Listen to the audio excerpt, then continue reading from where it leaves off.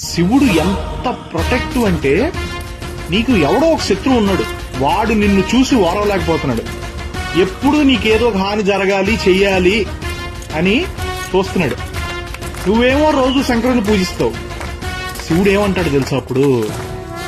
నా ఎగ్జిస్టెన్స్ ని నమ్మి నేను ఉన్నానని మనసా వాచా కర్మణ నమ్మి కొలిచే నా భక్తుడికి హాని చేయాలని చూస్తే వాడు తప్పు చేసినా సరే, ఐ మెన్షన్ ఇట్, వాడు తప్పు చేసినా సరే నాకు వదిలే, నువ్వు వేయగలిగిన దానికన్నా పెద్ద శిక్షే వేస్తా. తండ్రిగా నా భక్తుల మీద నాకు ఆ హక్కు ఉంది.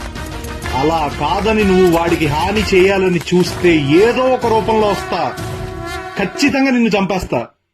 ఆ చంపడం కూడా అలా ఇలా కాదు, మళ్ళీ ఇంకో జన్మెత్తాలి అన్నప్పుడు నీ ఒంట్లో ఆఖరి రక్తపు కణం కూడా బెదిరి చచ్చేలా చంపుతా అంటాడు శంకరుడు.